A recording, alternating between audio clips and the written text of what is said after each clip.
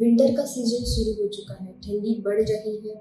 जैसे जैसे ठंडी बढ़ रही है, लोग अपने आप को वार्म या गर्म रखने की कोशिश करते हैं, राइट। तो उसके लिए चाय पीना तो मस्ट है, सबका फेवरेट काम है चाय पीना, राइट।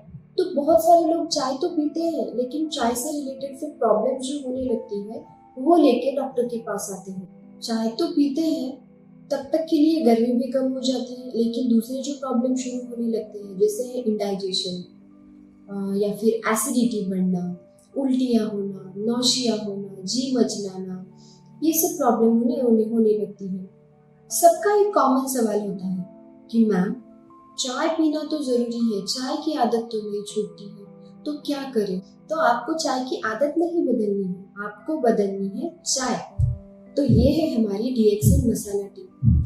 हम आयुर्वेदिक डॉक्टर हमेशा विंटर में मसाला टी या हर्बल टी, इसे हम हर्बल टी भी कह सकते हैं, इसे हम प्रिस्क्राइब करते हैं, पेशेंट को लेने के लिए कहते हैं। क्यों? क्योंकि ये इसमें बहुत सारे टाइप्स के आयुर्वेदिक हर्ब ऐड किए गए हैं। तो ये आयुर्वेदिक हर्ब ना सिर्फ आपकी चाय की टेस्ट को एनहांस करेगा, बल्कि आपकी इम्यूनिटी को भी बूस्ट करेगा, आपकी जो रोग प्रतिकारक ताकत है, शक्ति है, उसको भी बढ़ाएगा। जानते हैं कि हमारे मसाला टी में कौन से आयुर्वेदिक हर्ब्स हमने ऐड किए हैं जो कि आपकी इम्यूनिटी को बढ़ाने में हेल्प करते हैं। तो पहला आता है अश्वगंधा। आप सबको पता है कि अश्वगंधा एक रसायन की तरह काम करता है। एक आयुर्वेदा में इसे बल्य कहा गया है, आपकी स्ट्रेंथ को बढ़ाता है, आपका स्ट्रेस रिलीज करने का काम करता है। हमें पता है कि अश्वगंधा न्यूरोलॉजिकल डिसऑर्डर्स में काम करता है, मीन्स आपके स्ट्रेस को, एंजाइटी को, डिप्रेशन को कम करने का काम करता है। नेक्स्ट इंग्रेडिएंट है हमारा क्लोव।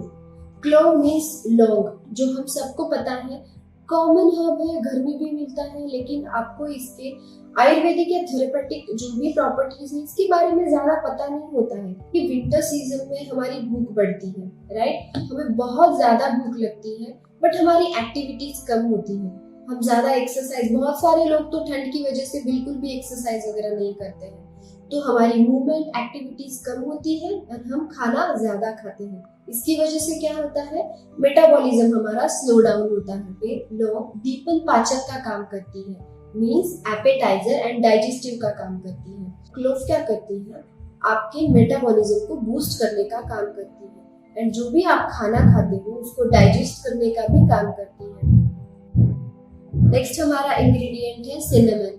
सिनेमन आप सबको पता है कि गर्म होता है, राइट, उष्ण होती है, हॉट पोटेंसी होती है इसके कारण ये हाई ब्लड प्रेशर में भी बहुत हेल्पफुल है, बीपी को कंट्रोल रखने का काम करता है। जितने भी पेशेंट में अगर कोलेस्टेरॉल बढ़ा हुआ है उसको कम करने का काम करती है। एंटी इंफ्लेमेटरी प्रॉपर्टी बताई गई है सिनेमन की। तो अगर किसी को जॉइंट में पेन है या जॉइंट में सूजन है कहीं पे भी, बहुत सारे अभी आर्थराइटिस के पेशेंट को विंटर सीजन में बहुत तकलीफ होती है, छोटे छोटे जॉइंट्स में भी स्वेलिंग होती है, घुटनों में स्वेलिंग होती है, एंकल जॉइंट के अराउंड स्वेलिंग होती है। अगर आप रेगुलरली मसाला टी का कंज्यूम करते हो तो इसमें जो इंग्रेडिएंट्स पाए जाते हैं जैसे जिंजर है, कार्डेमम है, ये सब चीजों से आपकी स्वेलिंग कम होने में मदद होगी। नेक्स्ट हमारा इसमें जो इंग्रेडिएंट है वो है तुलसी। तुलसी तो बहुत कॉमन है इंडियन फैमिली में, सबको हमें तुलसी के बारे में बहुत सारी जानकारी है। जितने भी अपर रेस्पिरेटरी डिसऑर्डर्स है उसमें तुलसी बहुत अच्छा काम करती है, एज अ माउथ फ्रेशनर का भी काम करती है, टीथ एंड गम का इन्फेक्शन भी दूर करने में काम करती है।